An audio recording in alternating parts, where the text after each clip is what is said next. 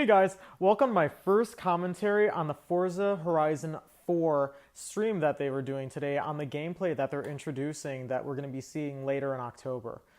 So today what they're going to be covering is a little bit of the snow aspect of the season of winter that we're going to be able to see in the game.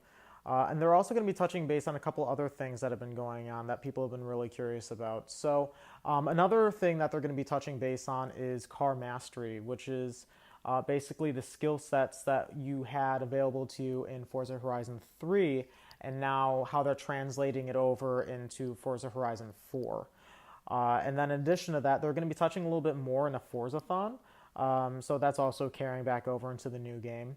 And then they're going to be talking a little bit about the UI interface that they've implemented thus far. And then towards the tail end of it, they're actually going to be showing us a little bit of the bonus boards that we're going to be able to do throughout the game. So let's jump straight into it. So one of the first things that people are going to be looking into or experiencing is the season of winter. So I can imagine a lot of people are a little bit skeptical or a little bit worried about that season because obviously snow, slush, ice really affects how your car handles. And the developers didn't want people feeling like they only had to drive specific types of vehicles during certain times of year. So they've kind of balanced things out to where you can still drive an SUV or a pickup truck if you want, but you can also still drive your supercar. Because from this video we learned that seasons are going to be lasting an entire week long. And they're going to be synchronizing all their servers, and it's going to happen at the same exact time for everyone playing the game. So during, obviously, each week, you don't want to be impeded your ability to drive a certain car just because the time of the month. Which I actually find really cool how they balanced it out. So it's not going to be as super realistic as it were if it were actually real life, but it's going to be that compromise that they've made so people can still enjoy the vehicles that they normally want to enjoy. So I think that's actually pretty cool. And like I said, this is going to be taken on a weekly basis. So one week will be winter, another will be spring, summer, fall, and that'll pretty much comprise of the entire month. So I think that's actually a really cool aspect of how they decided to time things out. And the fact that it's going to be happening for everyone is actually pretty cool. And then obviously because of winter time, the map is going to change. So you're going to be able to drive over lakes, and the map itself will change ever so slightly. Because of that, you'll be able to access new areas based on the time of year because obviously water is frozen, you can drive on water, or ice in this case.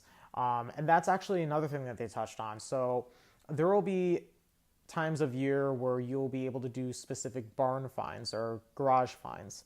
And they were talking about in the stream how you can actually drive to an island and actually find a new vehicle. So they're going to be having exclusive ones for different times of the year. So I find that actually be pretty interesting on their end.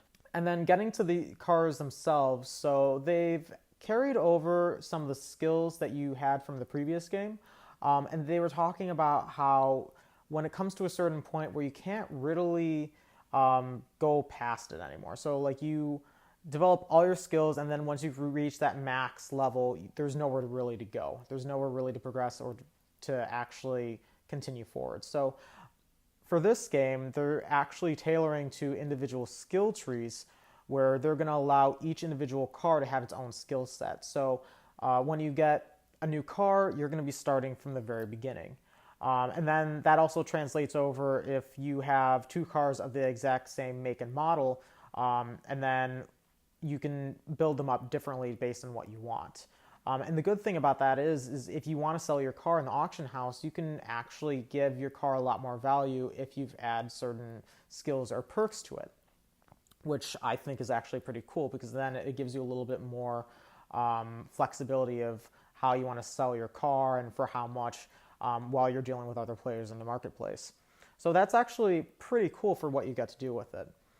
And then from that, you get to continue growing in individual aspects of your cars. So say, for example, you like this certain amount of skills or different skill sets that allow you to build up points from either drifting into something or demolishing something.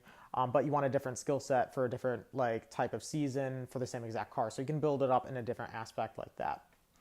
And then going into Forzathon, they're actually making it so you have special events that people can customize and make, but they're going to be constantly changing. So you're going to have your daily events, and then you'll have your weekly events. And basically from that, you can have it tailored to the season as well, which kind of ties back to our theme of like winter and snow. So you can have certain events that are tailored just for like the winter season, something just for summer, based on whatever it is. So that gives the game a little bit more flexibility in terms of like what you can do and how you can do it for those special events people will be creating for Forzathon. And then for a lot of the video, they were touching base on like the UI interface. So they've made some developments here where you will be seeing a little bit of a change compared to Forza Horizon 3, but then again, it's a new game. They've had a couple of years to start working on this stuff. You'll have a little bit more options to utilize to customize your experience.